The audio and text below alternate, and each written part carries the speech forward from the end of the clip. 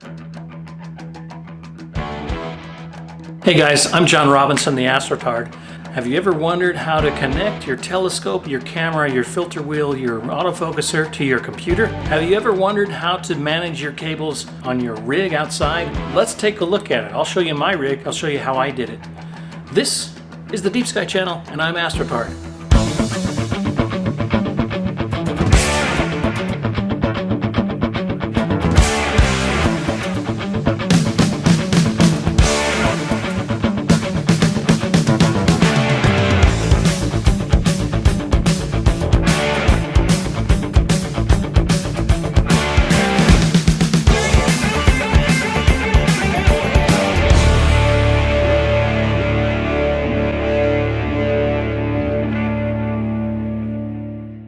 Okay guys, welcome to the Astro PC. Got one of my pictures here in the background on a curved Samsung monitor. This is the Wizard Nebula. I actually won an award from this, and my thanks to ZWO for recognizing this picture. Yeah, I'm using it as a background screen.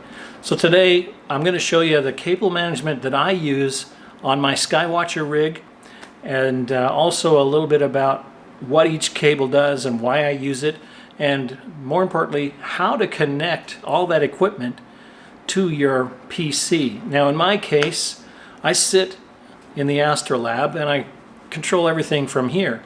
My setup is basically I use remote desktop to a PC which sits in the kitchen, and the PC is connected with a single USB cable that goes outside into a USB hub. From the hub is where all the action takes place. So the first thing here is, this is an RS-232 connection that's going into the Moonlight autofocuser.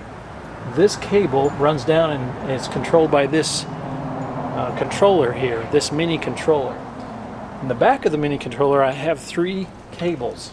There's a temperature sensor lead, there's a USB 3.0 connection, and then there's the power. So those are the three going into the mini controller. On the back of the camera, I have a lot of cables going on back here. So I've got a power cable coming in. I got a USB 3.0 that goes into the USB hub. And I've got another USB. There's a hub on the back of the camera here, and then it has a USB that's connected to the guide camera. And then I've got another USB connection to the filter wheel. So the guide camera, the filter wheel, and the camera all connect into the camera and then go through the one USB connection to the USB hub. And then coming off of here, I've got four do not heaters so that I can apply some heat so that the dew doesn't build up on the lenses. So I've got one up here on top of the main imaging area. This is the guide scope. I got another one here. I have one on this star finder here, which is a 2x amp, 2x magnification, I believe. And then another one on the fourth star finder from Celestron, which is just a 1x magnification that has the laser finder inside of it. And so that should be 7 connections coming off of this thing. So I've got the 4 heaters, I've got the USB, I've got the power to the camera, and I've got the Moonlight autofocus. So that's 7 cables coming down, and I've got them wrapped up with zip ties here. I've got one here that I connect the zip tie actually to this little peg here. Then I've got another zip tie here and a third zip tie here. And then I just sort of Velcro everything out of the way. The shortest cable being the length of that I can accomplish with this strand of 7. The shortest cable being, I believe it's this do not heater that's going up to this guy here. This is such a long run for that cable that defines the length for this little back here. Now it's important that you have enough cable in the back so that when this thing swings around, I'll just show that to you. When this thing swings around and moves around in the sky, you've got enough room for this thing to really dip down and do what it needs to do, right? Yeah, we'll put that back on later. Okay, so coming off of the Skywatcher itself, I have the mini hand controller and the power. The power unit is a 12 volt that I have plugged in to this Pyramid PS9KX, which gives me a constant 12 volts. And then here's where I have the mini controller power. It's coming into this guy here.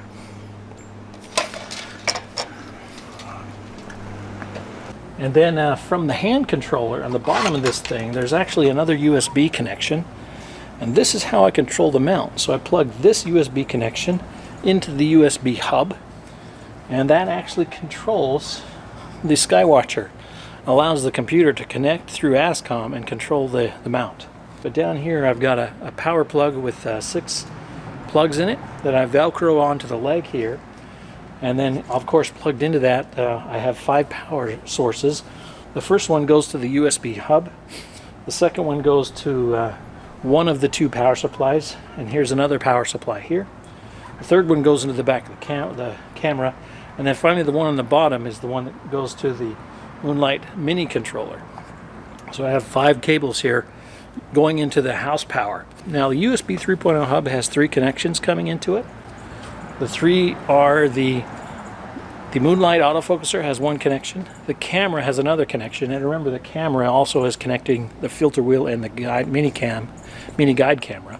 So those 3 connections go through 1 cable into the hub, and the 3rd connection actually goes to the hand controller itself. So those are the 3 plugs that go into the powered hub. Here's the USB 3.0 hub right here. We got 1, 2, 3 connections. At the bottom of that, this is the 3.0, and this is the power that's going into it. And this connection is what actually connects and goes into the house. I use this long cable here to connect it to the laptop. It has to be a USB 3.0 powered hub. Don't settle for anything less than that. So that's how I'm able to control it. And then of course I sit at my desk at the Astro PC, and I do a remote desktop into the kitchen where the laptop is, and then the laptop through the 1 USB cable up to the USB 3.0 hub connects and controls the camera and the mount and the autofocuser. Now you might notice right here I have a burn spot. So what happened, I had one of these do not heat strips that I was using, and actually the cable had become somewhat loose and actually broke, and so I took it in and I soldered it in myself, and I tied it together with electrical tape. I didn't do a very good job. So over time that electrical tape wore out and the 2 leads touched each other and caused a bit of a spark, a mini fire if you might say, coming off of the of the strip. Needless to say, I threw that one away. I bought a couple of new ones. The do not controller still works, it still provides heat. However, I've lost my LED power indication on this box, which is unfortunate, and I'm sure it's related to this little short that I had. So I may eventually have to invest in a new do not controller. I guess I would say I've been pretty pleased with the do not. It definitely gives enough heat so that it's slightly warmer than the temperature around it, the ambient temperature. And when it gets really cold and it's humid out here, then these lenses will definitely frost and definitely accumulate some dew on them. So having that heater will prevent the moisture from building up on the lens. And you just put the dew heaters just directly behind where the lens appears in each of your optics. Just all you need is just a little bit of warmth. Doesn't have to be a lot, just so that you can have something different than the ambient air, which prevents that moisture building up on your lens. Okay, that's it for this week. Thanks for tuning in. Write in the comments, maybe give me some feedback on your cable management, your techniques for connecting your equipment to your computer, and let me know if there's some innovations out there that I'm missing out on. I mean, I've heard about the ASI Air and also the Luca Labs Eagle system. I haven't tried either of those. If any of you have any feedback on that, let me know. So stay tuned, hit subscribe, we'll do some more fun videos like this, and clear skies.